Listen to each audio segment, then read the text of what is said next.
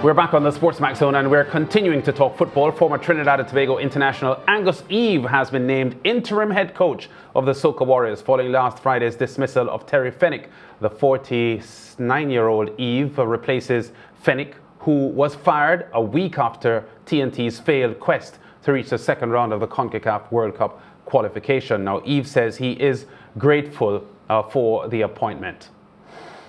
A total honor and privilege for me to have the opportunity to serve my country in a different capacity. And I want to thank all the people who would have made this me being here today a reality.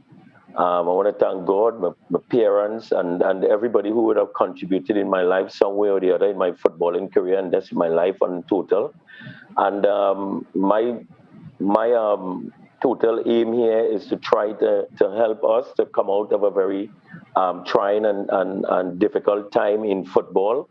And if we can rally together and get all the troops working together, the players, the staff, the footballing community, give them some positive in a time that where we're in a COVID scenario. So also to give, some level of hope to all the people who are home and, not in jobs and all these kind of problems that we're going through in our society at this point in time. That is what I want to do, to try to give people a real hope. And I embrace this opportunity, and I will put every ounce of blood that I have into what I'm going to be doing for Trinidad and Tobago. Angus Eve will have to hit the ground running, as he will only have the CONCACAF Gold Cup qualifying matches to prove his mettle. His contract runs out on the 31st of August, and they do have a game on the 2nd of July against Montserrat that will start their qualification process to get into the Gold Cup proper. So Angus, someone, George, that we've worked closely with in the past. He has worked with us as a football expert. He covered the 2015, I think it was, Caribbean Cup Championship in Montego Bay. He was my analyst. I was a commentator. We've gone back a long way. A very experienced player, most capped for T&T all time, and also good results as a coach, prolific as a schoolboy coach in Trinidad and Tobago. He was actually assistant to Terry Fenwick with Saint-Wat Jablotey, and then Maupow and Club Sando. So he comes to the job with a background of success. Yeah, he worked with us he was here for a month in Jamaica for Copa America. I think it was the same, 2015 Copa, yes. The one before the Centenario. Yes. Yeah, he was here with Joel Villafana. We had fun then. A top man, Angus Eve is.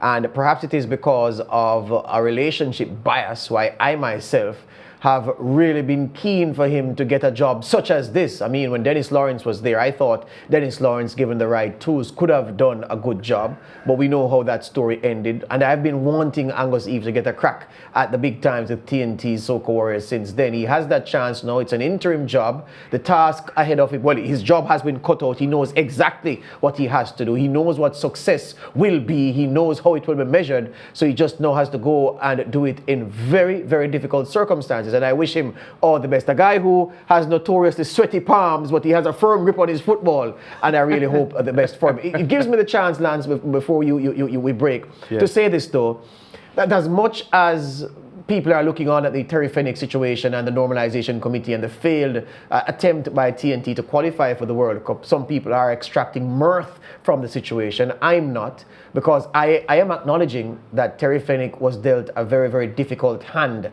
I don't think, no coach of T&T or for T&T has ever had to qualify a team for a World Cup in these circumstances that he's had to deal with. And yes, COVID beset the whole world and every team suffered in some way, shape or form, but there were unique difficulties on the Trinidadian landscape that really hobbled and hamstrung Terry Fenwick, and I want us to acknowledge those, even as I believe that the job really was a difficult one, and perhaps it wasn't best fit for a man with his record and his personality.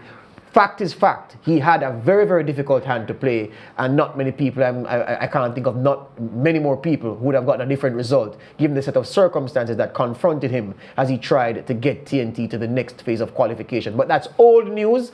Angus is the man, and we certainly hope that Angus gets everything the normalization committee can give to him to help T&T to salvage a very, very difficult cycle for their football, because the Gold Cup qualification will represent the end of a cycle. If they qualify, it's the start of a new cycle. If they fail, it's the end of an old cycle. Let's start a cycle positively. Yeah, and you mentioned, George, the downward cycle that they've been confronted with in recent times. And that started, of course, even before the COVID-19 pandemic. And I mentioned that they have been outside of the FIFA Top 100 since July 2019. And since 2018, T&T have recorded only 5 victories, 7 drawn results, and 13 defeats. And their current ranking of 103 is their second worst ever. But as I said, they've been hovering outside the top 100 now since July 2019, which is completely uncharacteristic of T&T. We've said on this program before, you and I have said it,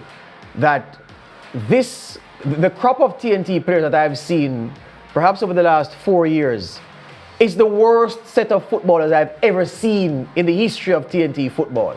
And as a Jamaican, it used to gall. It didn't sit well having to admit that T&T has produced better footballers, individuals, than Jamaica has. And I believe that still to be a fact. So to say that the T&T team is one of the worst I've seen in a long time, or in my lifetime as a footballing lover, it's hard to admit that, but it's the truth, Lance. Yes. They've really had some rotten teams in recent times, and then the problems that they've had off field, which we have covered here extensively. It's a situation that is a perfect recipe for disaster, for failure, for recrimination, for hatred to set in, for all kind of negative emotions and feelings. And Angus Eve, amid all of that, the Terry Fenwick experiment failed. It's over. You have to know, Angus, take the bull by the horns and try to get it to settle in the pasture.